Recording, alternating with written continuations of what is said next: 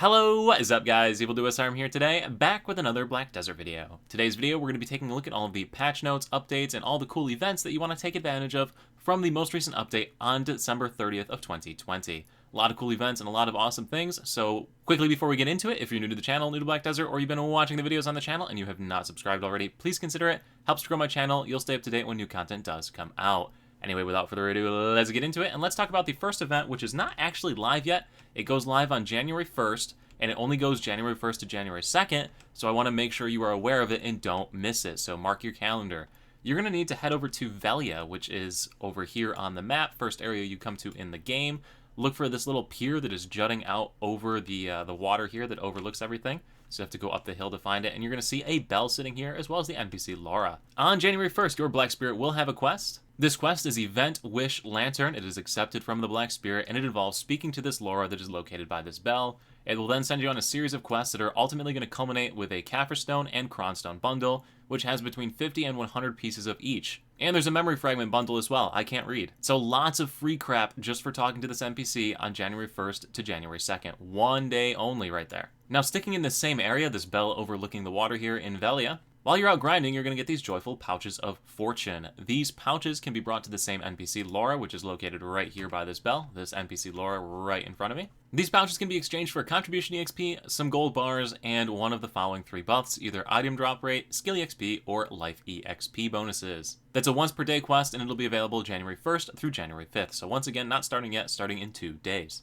The third event starts today and runs for the next 3 weeks, and it is a boss drop rate boost effect here. So the weapon boxes that drop from the various bosses in the game all have an increased drop rate, double their normal drop rate. So if you don't normally do world bosses, now is a good opportunity to do that. And then starting on January 6th, so next week, they're going to add in Vel, Garmouth, and Stormbringer Karnda to the drop table because those ones drop hearts.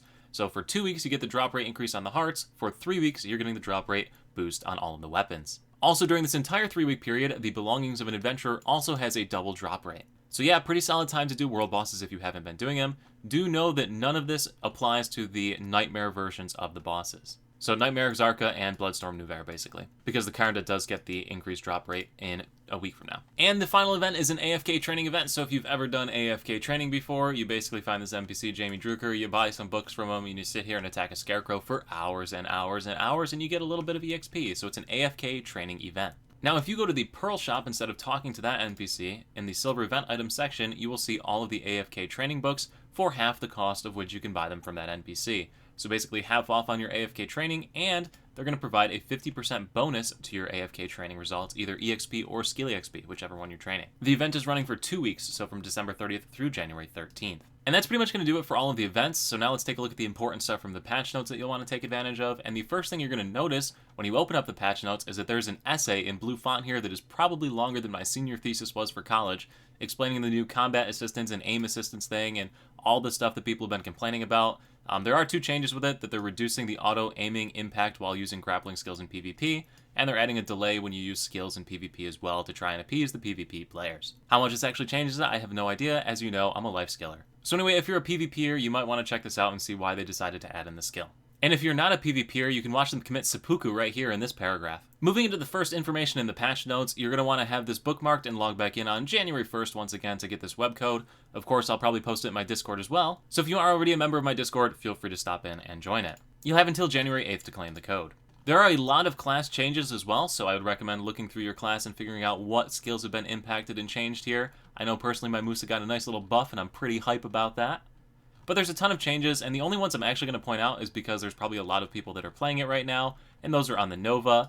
So in my video guide on the Nova, I went through and showed you how the guard stance and all that worked, and why it was actually really, really good that it put you into guard stance after you used a skill, and now it doesn't. Now whenever you use any one of your abilities, you just stay out of the guard stance, so you can just chain all your abilities and run around. So no more guard stance after your abilities. But yes, take a look at your class and see what they did. There's a lot of different changes for pretty much every class in the game. Moving on to the next tab, though, there are hunting changes in the game. So the Odalita hunting regions all received a buff. So the 3 types of monsters that you can butcher and hunt in the Odalita region, the Grass Rhino, Shadow Wolf, and Shadow Lion, all have huge EXP gains from the butchering of those animals right there. I'm going to be honest, I haven't hunted in quite a while, so I don't know how much these changes are actually going to impact it, but it seems like a nice buff. And if you are a hunter, maybe worth checking out the Odalita hunting grounds again. Now, there is a quality of life improvement for the Black Abyssal Weapon Exchange quest line. So previously I put a video out about this where you had to complete some obscure side quest line to get it.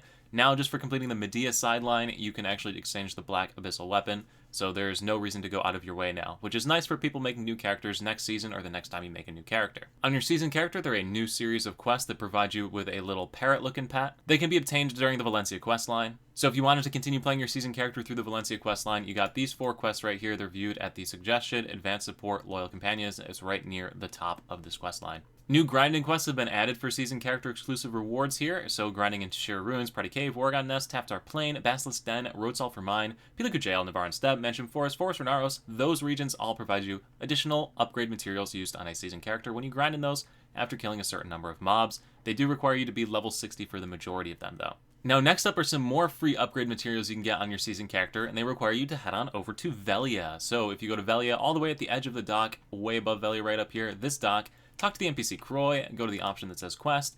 You will see all of these season complete the Great Sea Map quest lines. If you go ahead and do those and accept those, you will instant complete these quests if you already have the knowledge on the different islands. You'll then be able to accept the rewards, and they're basically free additional upgrade materials you can pick up on your season character. Pretty dank. And that's pretty much it for the patch notes. That's all the exciting stuff that I want to talk about. Now, there are a few things that I want to talk about in the Pearl Shop, though. So if you open up the Pearl Shop and head on into the Pet tab, there are 3 of the pay-to-win pets that normally aren't available for purchase right now. And I don't like telling anyone how to spend their money. I never do. I never talk about the Pearl Shop in any of my stuff. And I'm not telling you to spend the money. I'm just letting you know that a lot of people complain about these, that you can't find them. They are available for purchase right now for the next 2 weeks. So the Arctic Fox that increases your drop rate, the Polar Bear that increases your maximum carry weight, and the Hedgehog pet that increases your amount of materials you gather on a certain percentage. So when people complain about the pay-to-win pets, it's those 3, and they are available for purchase. And I also want to point out that there is the deluxe package of the game that is available for 70% off right now. It is $29.99. But this package does come with 2,500 pearls, which is equivalent to $25. So if you were going to buy pearls already to buy those pets that you see there, you might as well get all of this bonus free crap in it. Comes out to about $200 worth of stuff if you were to buy individually on the Pearl Shop. And it also comes with a polar bear and a hedgehog pet to begin with.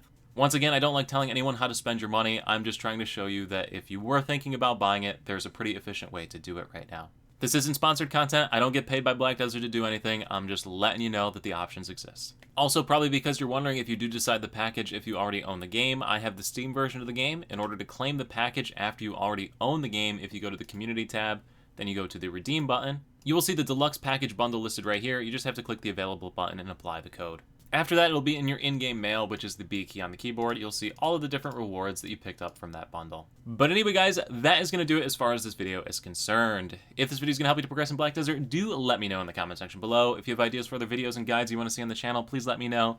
And if you're not subscribed already, once again, please consider it. You'll stay up to date when new content does come out.